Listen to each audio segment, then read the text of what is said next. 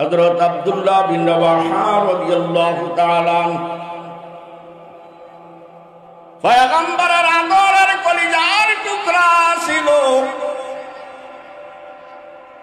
নবীজি হযরত আব্দুল্লাহকে ডাক দিয়া বলেন, রাওয়াহা,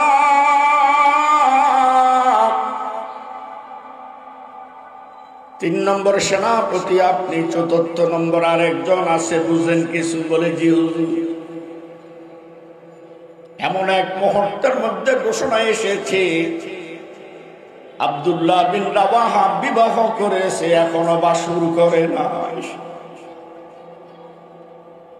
এমন একটি যুবতী মেয়েকে মদিনার বিবাহ করেছে, সেই মেয়েটি মদিনার মধ্যে 1 লক্ষ মেয়ের মধ্যে একটা সুশ্রী মহিলা মেয়ে। ইত্তেবা রাসূল কত কঠিন। রাসূল ডাক দিয়া বলেন, আব্দুল্লাহ বিন রাওয়াহা সব কিছু বিদায় নিয়ে আসছে। আল্লাহু আকবার বলেন। দিনটি ছিল শুক্রবার। কি বার? আব্দুল্লাহ বিন রাওয়াহা মনে মনে চিন্তা করে, আল্লাহ,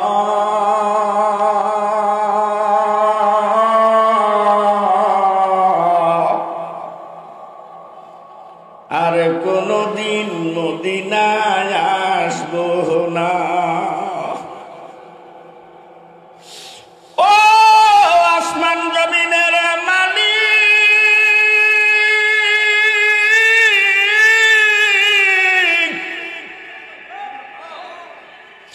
আর কোনদিন মসজিদে নববীতে জুমা পড়ব না,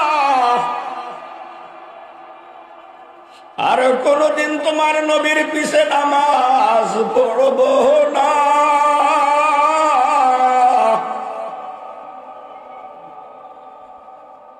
দুনিয়ার সব মায়া মমতা ত্যাগ করে রওনা করলাম। কর্তৃক আয়োজিত আজকে সিরাতুন নবী সাল্লাল্লাহু আলাইহি সাল্লামের কাবিল ইহতিরাম জনাব সভাপতি, আজকের মাহফিলের যিনি আখির মুনাজাত করবেন, আমাদের জন্য দোয়া করবেন, উস্তাদুল উলামা,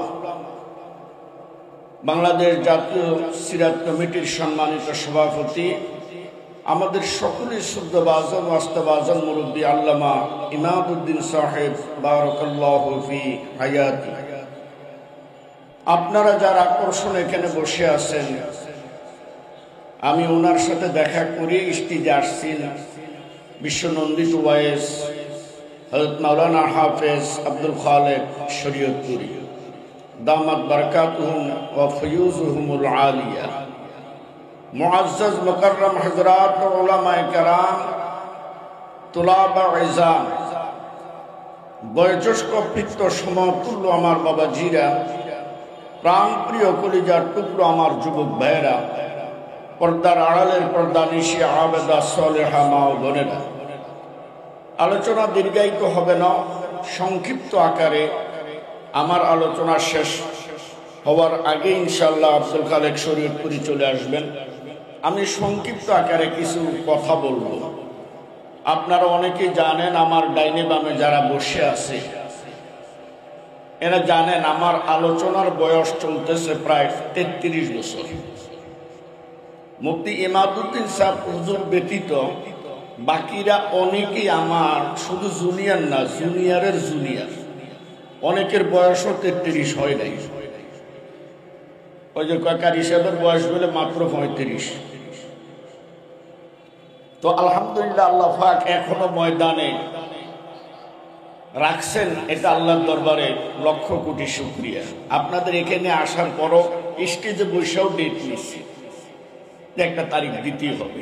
যাই হোক, লম্বা আলোচনা করব না। আমরা সবাই কাকে ভালোবাসি?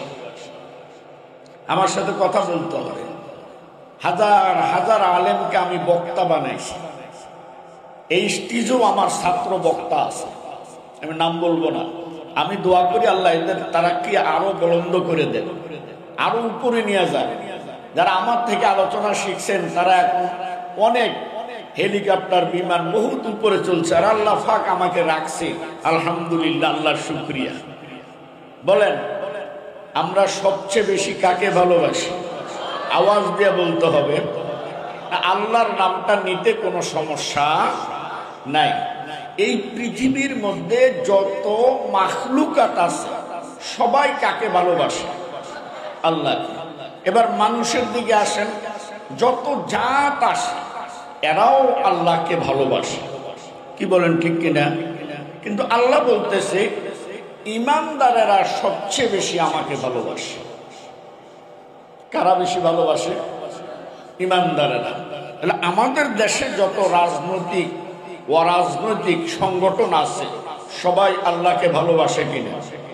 আপনি একজন আওয়ামী লীগের কঠোর আওয়ামী লীগ কোন থেকে জিজ্ঞেস করেন আল্লাহকে ভালোবাসেন কিনা, সে গলায় হাত দিয়ে কসম করে বলবে আমি আল্লাহকে ভালোবাসি। বিএনপি, জাতীয় পার্টি, জামাত, ইসলামী আন্দোলন, যত রাজনৈতিক দল, এরপরে আসেন তরিকাপন্থী, চরমনাই বলেন, সরসিনা বলেন, ফুরফুরা বলেন, উজানি বলেন, ঢালকানগর বলেন, নানুপুর বলেন, হাটাজারি বলেন, আরো যত আছে, আটরশি, চন্দ্রপাড়া, দেওয়ানবাগি, রাজারবাগি, কুতুববাগি, বাগির তো অভাব নাই, চলছে। তো সবাই কাকে বেশি ভালোবাসে? কথা দিয়ে বললেন, এই কথার স্বীকৃতি তো সবাই দেয় যে আমরা কাকে বেশি ভালোবাসি। আর আল্লাহ বলছে ইমানদারেরা আমি আল্লাহকে সবচেয়ে বেশি ভালোবাসি। ওয়াল্লাযীনা আমানু আশাদ্দু হুব্বান লিল্লাহ, সবচেয়ে বেশি ভালোবাসে আল্লাহকে কারা? ইমানদারেরা। কিন্তু আমরা সবাই দাবিদার আল্লাহকে ভালোবাসি। কি বলেন, ঠিক কিনা? আমরা দাবিদার কিনা? আচ্ছা, এখন আপনাদের কাছে আমি একটু মুযাকারা, একটু কথা বলি, প্রশ্ন বুঝলে উত্তর দিবেন।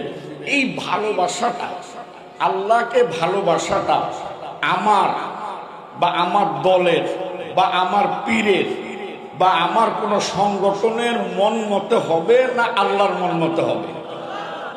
কথাটা বুঝার চেষ্টা করে। মানে আমরা যে আল্লাহকে ভালোবাসি এটা কি আমার দলের নেতার মন মতে হবে না আমার পীরের মন মতে হবে? কথা বুঝেন, কার মন মতে? আল্লাহর মন মতে হতে হবে। তাহলে আল্লাহ এখন বলতেছে আল্লাহর মন মতটা, যে আল্লাহকে ভালোবাসার মন মতটাও আল্লাহ কোরআনের মধ্যে বলে দিতেছে। কথাগুলো বুঝতেছেন? কুল ইন কুনতুম তুহিব্বুনাল্লাহ, কোরআনের আয়াত নিউজুল। আগেরটা কি কইছে? ইমানদাররা আমি আল্লাহকে ভালোবাসি। তো কেমনে ভালোবাসবে? ভালোবাসার একটা লাইন তো আছে। আমার পীরের কথা চলবে না, আমার নেতার কথা চলবে না, আমার কারো কথা চলবে না, আল্লাহর কথা চলবে। আল্লাহ বলতেছে যে ইমানদারেরা সবচেয়ে বেশি আমাকে ভালোবাসে। ও ইমানদারেরা, যদি তোমরা আমি আল্লাহকে ভালোবাসতে চাও, কার কথা? ফাত্তাবিউনি, এই শর্ত এখানে যোগাই দিচ্ছে। আপনার মন মতো ভালোবাসা আল্লাহর পছন্দ না, আপনার পীরের মন মতো ভালোবাসা আল্লাহর পছন্দ না, আপনার দলের মন মতো ভালোবাসা আল্লাহর পছন্দ না, আপনার নেতার মন মতো ভালোবাসা আল্লাহর পছন্দ না। আল্লাহ কোরআনের মধ্যে বলে দিছে যদি তোমরা আমাকে ভালোবাসতে চাও তাহলে শর্ত ফাত্তাবিউনি, আমার হাবিবের, আমার নবীর, আমার রসূলের ইত্তেবা করতে হবে। এটা কি আমার বানানো কথা? কার কথা? এখন প্রশ্ন, আল্লাহর ইত্তেবা না করে রসূলের ইত্তেবা করবে কেন? ভালোবাসা তো হলো আল্লাহর সাথে। ভালোবাসা কার সাথে? ইত্তেবা রসূলের হবে কেন? ইত্তেবা আল্লাহর হবে। রসূলের দিল কেন?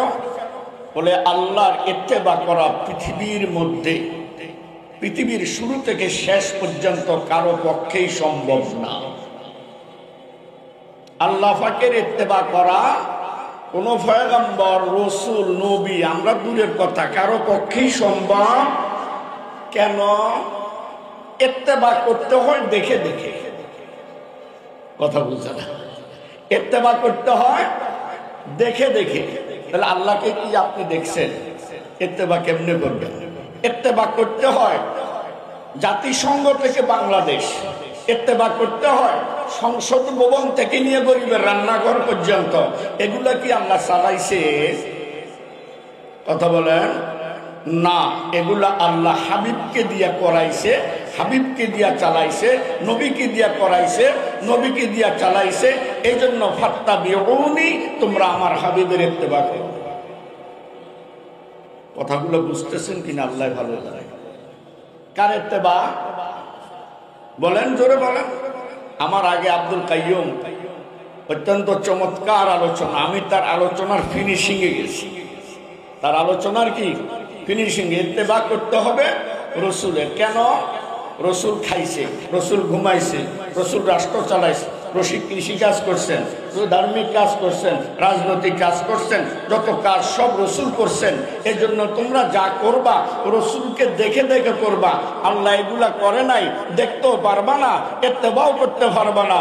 রসুলকে দেখছে সাহাবীরা, সাহাবীদের পর তাবিরা, তাবে তাবিনেরা, উলামায়ে মুতাকাদ্দিমিন, মুতাআখিরিনেরা, ওদেরকে অনুসরণ করে ইত্তেবা করবা তোমরা রসুলের।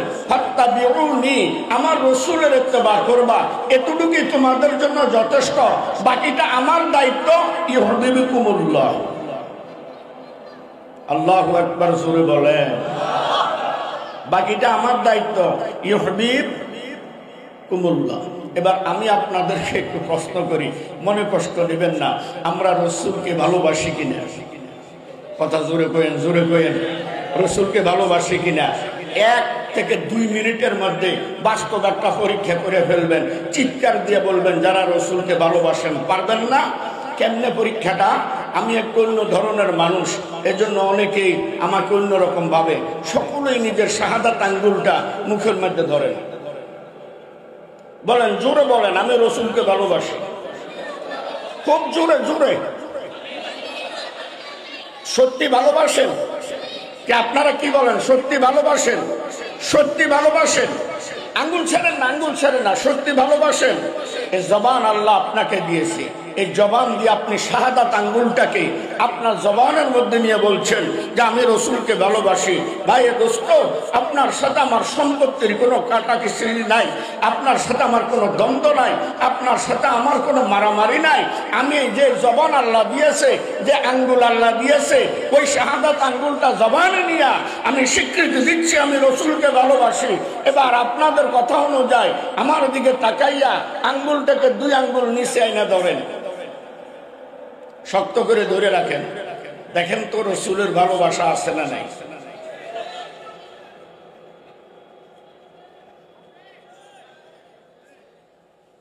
বুঝেন নাই আমার কথা? এই জবান দিয়ে আপনি বললেন আমি রসুলকে ভালোবাসি, 2 আঙ্গুল নিচে ঠেলা দিলে আপনার ভালোবাসা নাই। এবার আপনি বলেন আপনার ভালোবাসা কত নম্বর সিরিয়ালে গেছে? এমনি আল্লাহ কইছে ওয়াল্লাযীনা আমানু আশাদ্দু হুব্বাল লিল্লাহ, ঈমানদারেরা আমাকে ভালোবাসে। তুমি কোন জাতের ঈমানদার? তুমি নবী প্রেমিকের কোন প্রেমিক? এই জবান দিয়ে বললা রসুলকে ভালোবাসি, একটু ঠেলা দিলে যদি ভালোবাসা না থাকে, বাকি ঠেলায় কতদূর থাকবে এটা তুমি তোমারে পরীক্ষা করো। কষ্ট লাগতেছে? কষ্টের দেখছেন কি? প্রায় জায়গায় আমরা প্রধান শেষ থাকি, কিন্তু আমার পরে আরো আছে, নাহলে কষ্ট আপনাদেরকে দিতাম, যে দূর ফারিয়ে দূর বুঝাইতাম। বাকি পরে যদ্দূর সমালোচনা করার আপনি করতে থাকেন। অবাস্তব কোনো কথা আর কোরআন হাদিসের বাহিরে কোনো কথা আমরা বলি না। এই দেখে উলামায়ে কেরাম জানেন, আমি যার থেকে ওয়াজ শিখেছি তিনি ছিলেন ওয়াজ সম্রাট, তিনি ছিলেন একজন শাইখুত তাফসীর আল্লামা মুস্তাফা আল হুসাইনি রহমাতুল্লাহ আলাইহি, আমার আপন মামা। তিনি আমার এই রাস্তায় আনছেন। সংগ্রামী সুধী মণ্ডলী, এবার বুঝতে পারছেন? তাহলে রসুলের ইত্তেবা, আব্দুল কাইয়ুম সাহেব বলে গেছে, বাথরুমে ঢুকতে, ভাত খাইতে, ঘুমাইতে, সর্ব অবস্থায়, সর্বজনে, সব দিক দিয়া আমরা রসুলের ইত্তেবা করব। কিন্তু এটা এমন একটা ইত্তেবা, ও ভাই দোস্ত বুজুর্গ, আপনাকে অনুরোধ করি, নামাজ আপনার সাথে কবরে যাবে না, রোজা আপনার সাথে কবরে যাবে না, আপনার আমল আখলাক কবরে আপনার সাথে যাবে না, যাবে হ্যাঁ পরে, কিন্তু এটা এমন একটা ইবাদত, এটা রসুলের এমন একটা ইত্তেবা, এটা রসুলের এমন একটা সুন্নাত, এটা রসুলের এমন একটা মুহাব্বত, এটা আপনি মরার পরে আপনার সাথে আছে, কাফনের ভিতর আপনার সাথে আছে, কবরে শোয়াই দিলে আপনার সাথে আছে, মুনকির নাকির আইসা দেখবে আপনার সাথে আছে।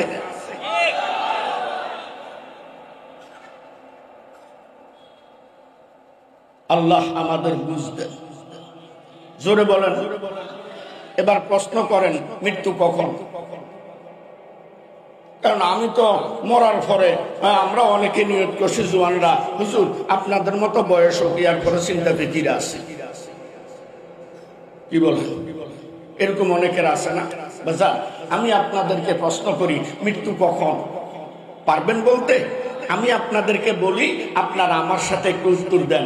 ভালো নাও লাগতে পারে আমার কথাগুলা, ভালো করে বলবেন। আমি বলবো, আমার সাথে খালি তাল দিবেন। আমি বলবো মৃত্যু কখন, আপনি আওয়াজ দিয়ে বলবেন এখন। আওয়াজ দিয়ে কোন মৃত্যু কখন? জোরে কোন কখন? আরো জোরে। এটাই চিরসত্য, এটাই চিরসত্য, এটাই চিরসত্য। আগের যুগের মতো মৃত্যু নাই, মৃত্যু পরিবর্তন হয়ে গেছে। আগের যুগের মানুষ বিছনায় গড়াইতো, হাসপাতালে কাতরাইতো, পেশাব করতো, পায়খানা করতো, বউকে, স্ত্রীকে, ছেলের বউকে অনেক কষ্ট দিত। আর এখনকার মৃত্যু যুগটা যেমন ডিজিটাল, মৃত্যুটাও ডিজিটাল।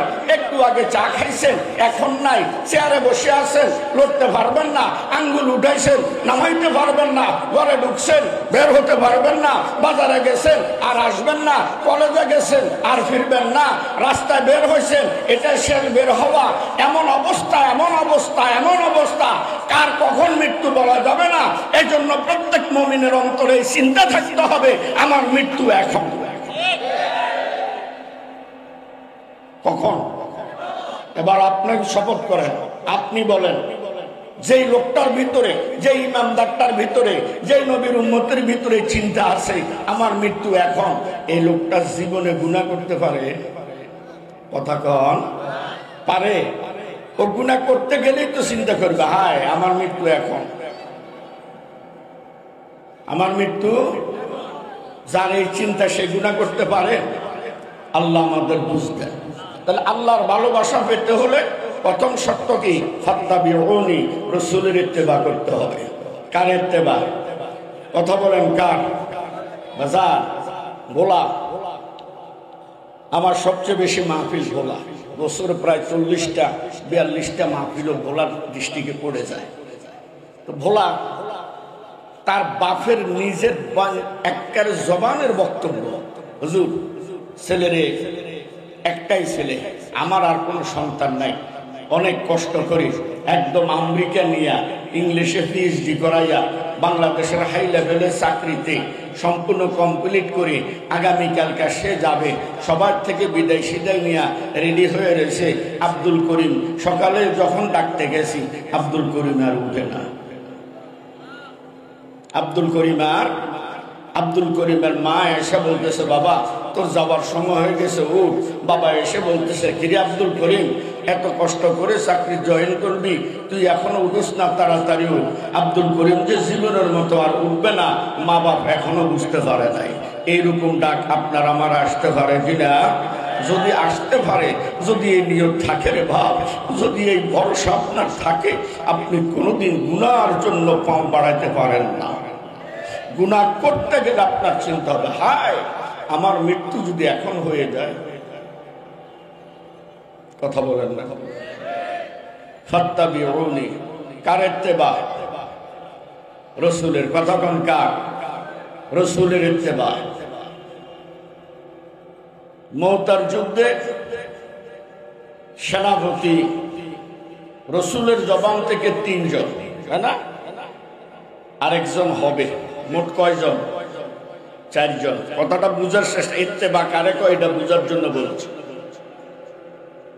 সেনাপতি 4 জন, রাসূলের জবান দিয়ে 3 জনের নাম হয়ে গেছে।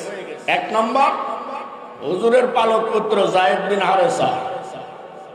2 নম্বর হুজুরের আপন চাচাতো ভাই হযরত জাফর। 3 নম্বর হযরত আব্দুল্লাহ বিন রওয়াহা, মদিনার সর্বশ্রেষ্ঠ সুন্দর এবং শ্রেষ্ঠ একজন প্রভাবশালীর এক বাপের এক ছেলে। আব্দুল্লাহ বিন রওয়াহার নম্বর কত? 3। 4 নম্বরে আরেকজন সেনাপতি হবে। ভালো করে বুঝে। তাহলে এই কথার দ্বারা স্পষ্ট বোঝা যায় আগের 3 জন শাহাদাত বরণ করবে। কথা কোন ঠিক নেই? আগের 3 জন শাহাদাত বরণ করবে। প্রথম তিনজন নিশ্চিত এ যুদ্ধের ময়দানে আমরা মৃত্যুবরণ করব, শাহাদাত বরণ করব। এরপর এরা কি পিছপা হয়েছে না সামনে গেছে? এবার আপনি আপনাকে প্রশ্ন করেন ইত্তেবা রাসূল কাকে বলে? আমি জানি আজকে মিটিং এ গেলে আমি মারা যাব, আমি জানি আজকের মাহফিলে গেলে নিশ্চিত আমার মৃত্যু, আমি জানি আজকে ওখানে গেলে আমার মৃত্যু। আপনি কি যাবেন? কথা বলেন, যাবেন? তো রাসূলের পবিত্র জবান দিয়ে এই তিনজনের নাম এসে গেছে, এরা কি পিছপা হয়েছে না? হযরত আব্দুল্লাহ বিন রাওয়াহা রাদিয়াল্লাহু তাআলা পয়গম্বরের আদরের কলিজার টুকরা ছিল। নবীজি হযরত আব্দুল্লাহকে ডাক দিয়া বলেন, রাওয়াহা,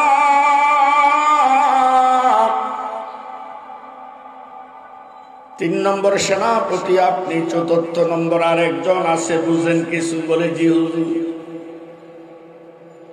এমন এক মুহূর্তের মধ্যে ঘোষণা এসেছে আব্দুল্লাহ বিন রাওয়াহা বিবাহ করেছে, এখনো বাসর করে নাই। এমন একটি যুবতী মেয়েকে মদিনার বিবাহ করেছে, সেই মেয়েটি মদিনার মধ্যে 1 লক্ষ মেয়ের মধ্যে একটা সুশ্রী মহিলা মেয়ে। ইত্তেবা রাসূল কত কঠিন! রাসূল ডাক দিয়া বলেন, আব্দুল্লাহ বিন রাওয়াহা সব কিছু বিদায় নিয়ে আসছে। আল্লাহু আকবার বলেন। দিনটি ছিল শুক্রবার। কি বার? আব্দুল্লাহ বিন রাওয়াহা মনে মনে চিন্তা করে, আল্লাহ,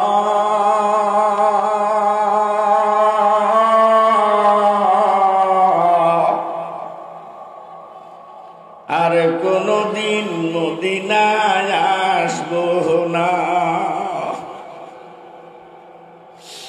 ও আসমান জমিনের মালিক,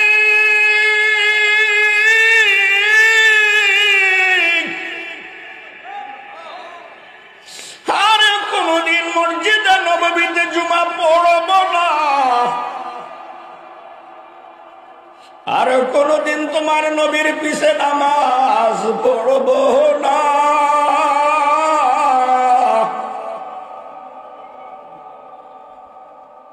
দুনিয়ার সব মায়া মমতা ত্যাগ করে রওনা করলাম।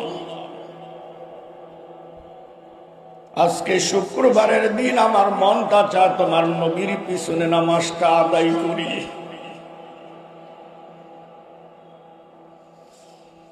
নবীজির পিছনে নামাজ একে, দ্বিতীয়ত মসজিদে নববীর নামাজ, তৃতীয়ত নবীজির মহব্বত, শেষ দেখাটা হুজুরের সাথে দেখে যায়। সরু সামান সব রেডি রেখে আব্দুল্লাহ বিন রাওয়াহা মসজিদে নববীর বারান্দায় প্রস্তুত, ঘোড়া তৈরি করে মসজিদে নববীর পিছে নামাজ আদায় করলেন। জীবনে মদিনায় আসবে না। ভিতরে কি যন্ত্রণা! জীবনে আর কোনদিন নবীকে দেখবে না, জীবনে আর কোনদিন মসজিদে নববীতে নামাজ পড়তে পারবে না। নবীজির পিছে নামাজ আদায় করার পর নবীজি দেখলেন আব্দুল্লাহ বিন রাওয়াহাকে। কি গো আব্দুল্লাহ বিন রাওয়াহা, আপনি যুদ্ধের ময়দানে যান নাই? আল্লাহু আকবার। ওরা তো সকালবেলায় চলে গেছে, আপনি কেন যান নাই গো আব্দুল্লাহ? আব্দুল্লাহ বিন রাওয়াহা চোখের পানি ছেড়ে দিয়ে বলে, হুজুর, আমি তো আর কোনদিন মদিনায় আসবো না, আমি তো 3য় নম্বরে শাহাদাত বরণ করবই, আমি তো আর কোনদিন আপনার পিছে নামাজ পড়তে পারবো না, আপনার সুন্দর নুরানি চেহারাটা দেখবো না। এই মহব্বতে রয়ে গেছি। বারান্দার মধ্যে দেখেন আমার সব সুরু সামান রেডি, আমি বের হয়ে গেছি। আল্লাহর হাবিব আব্দুল্লাহ বিন রাওয়াহার দিকে আঙ্গুল তুলে বললেন, যারা ফজরের পর যুদ্ধের ময়দানে চলে গেছে তাদের থেকে আপনি 500 বছর পিছাইয়া গেলেন। হযরত আব্দুল্লাহ বিন রাওয়াহা বুঝতে পারল এখানে মুহাব্বতের চেয়ে ইত্তেবার গুরুত্ব বেশি দেওয়া হয়েছে। আব্দুল্লাহ বিন রাওয়াহা নবীর মুহাব্বতে রয়ে গেছে, আব্দুল্লাহ বিন রাওয়াহা নবীজির ভালোবাসায় রয়ে গেছে। নবীজির নুরানি চেহারাটা একবার দেখবে, বিদায় নিয়ে চলে যাবে, কিন্তু নবী এতে খুশি হয় নাই। নবী বললেন, যারা আমার কথা মাত্র রওনা দিয়ে চলে গেছে তাদের থেকে আপনি 500 বছর পিছাইয়া গেছেন। কিতাবের মধ্যে লেখে বাবাজি, আব্দুল্লাহ বিন রাওয়াহা আল্লাহু আকবার বলে ঘোড়ার মধ্যে উঠে গেলেন। ঘোড়ার মধ্যে উঠেইয়া ঘোড়ার দুই দিকে দুইটা চাবুক দিয়া বলে, রে ঘোড়া,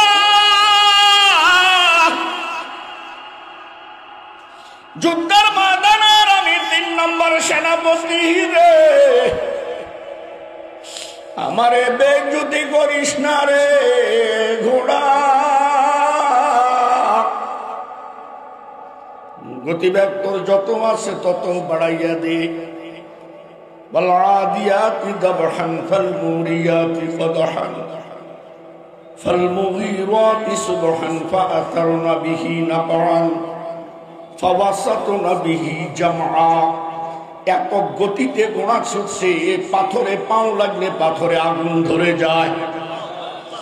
মরুর ধুলা দূষারিত করে ঘোড়া এত বেগে ছুটছে, মনে হয় যেন ঘোড়া মনে মনে বলতেছে আমিও শাহাদাত বরণ করব।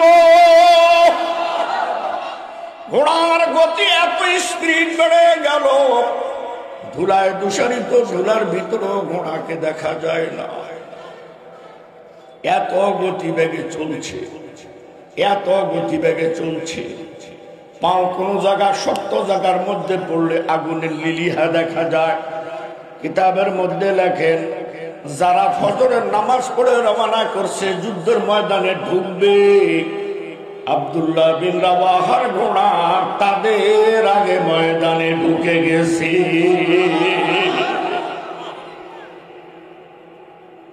এর নাম হলো ইত্তেবা। কথা কয়, এর নাম কি? আর আব্দুল্লাহ বিন রাওয়াহারটা ভিতরের বাসনা তামান্না, এটা ছিল মুহাব্বত, মদিনার মুহাব্বত, নবীর মুহাব্বত, নববীর মুহাব্বত। কিন্তু রাসূলেরটা ছিল ইত্তেবা। আপনার মুহাব্বতটা পয়দা হবে ইত্তেবার মাধ্যমে।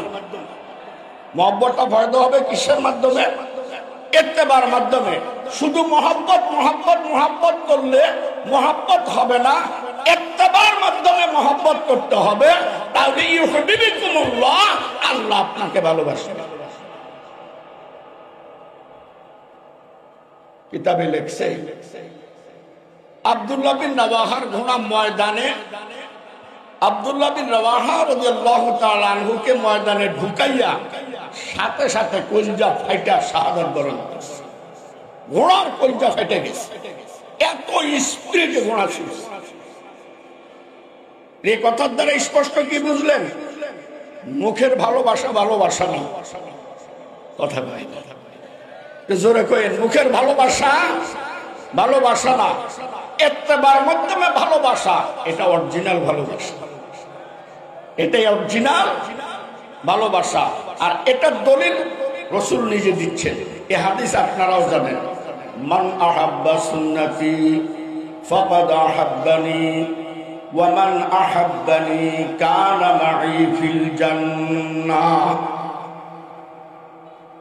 রাসূলের মুহাব্বত ভালোবাসে, হুজুর আপনারে ভালোবাসে, নবী জীবন দিয়া নাম আপনার লাগে, এটা আপনার মুখের মধ্যে। কথা কয় না, দেখালাম না একটু, সামান্য ঠেলা দিলে ভালোবাসা বিদায়, ঠিক না বে ঠিক? তাহলে ভালোবাসা মুখে নয়, অন্তরে। কথা জোরে কয় না, ভালোবাসা মুখে না অন্তরে। অন্তরে যখন হবে মুখে বলা লাগবে না, এটা এমনি ফুটা হয়ে যাবে। কথা কোন ঠিক কিনা? তাহলে লাভ কি? ইউহিব্বুকুমুল্লাহ, আল্লাহ আপনাকে ভালোবাসে। পরিশেষ, ওয়ায়াগফির লাকুম যুনুবাকুম। আল্লাহু আকবার। আপনার হায়াতে জিন্দগির সব গুনাহ মাফ হয়ে যাবে। এই পিছের দিকে চাইেন না। আমি যখন বয়ান করি আব্দুল খালেক মাঠে বসে বসে আমার বয়ান শুনছে। জিজ্ঞেস করে আসতেছে, জিজ্ঞেস করে। উত্তরবঙ্গে যখন আমি বয়ান করতাম ও নিচে এরকম বাচ্চার মতো ছিল। আল্লাহ পাক তারাকে দিছে, মারাবা কন, আরো উপরের মর্যাদা দান করুক, জোরে কন মারাবা, আমিন কন। তকবীর আপনারা দেবেন না আমি দেব? হ্যাঁ,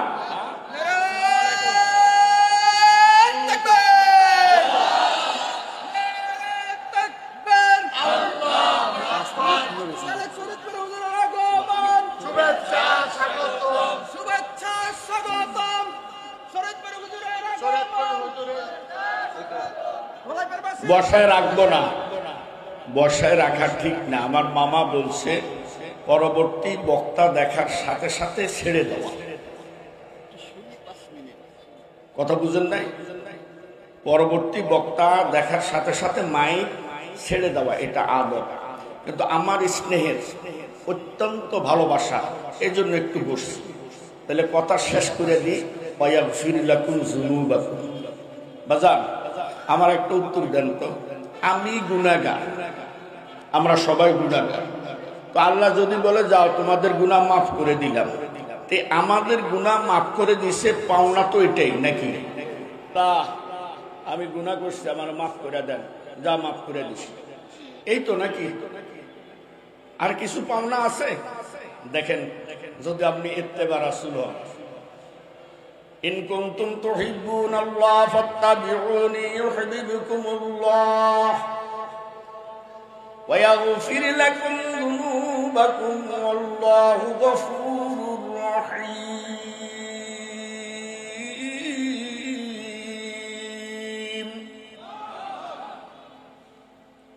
ওয়া ইয়াগফির লাকুম যুনুবাকুম, এটা আমাদের প্রাপ্য।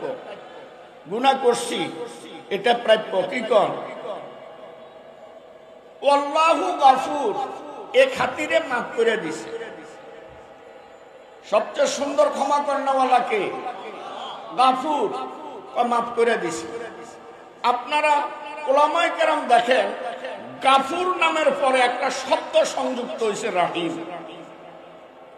আল্লাহু গফুরুর রহিম হয়েছে নি? তাহলে এখানে তাফসীর কি লেখছে এটা বুঝেন? বলে যদি তোমরা আমার রাসূলের ইত্তেবা করতে পারো, মৌখিক ভালোবাসা না, কথা বুঝেন, ইত্তেবা করো, গুনাহ তো মাফ করবই, কারণ আমার নাম গফুর। তো গফুরের সাথে একটা রাহিম শব্দ লাগাইছি, এর অর্থ কি বুঝো? গফুর নামের খাতিরে মাফ করে দেব, রাহিম নামের খাতিরে জান্নাত দিয়া দেব। আপনি প্রাপ্য গুনাহগার, মাফ, তাহলে মাফ করবো না, শুধু শব্দ আরেকটা লাগাইছি, গাফুরুর রাহিম। গাফুর নামে মাফ, রাহিম নামে জান্নাত। আল্লাহ আমাদের বুঝ দান করেন, আমল করার তৌফিক দান করেন। বাংলাদেশ মুসলিম ঐক্য পরিষদকে আল্লাহ কবুল করেন। আমি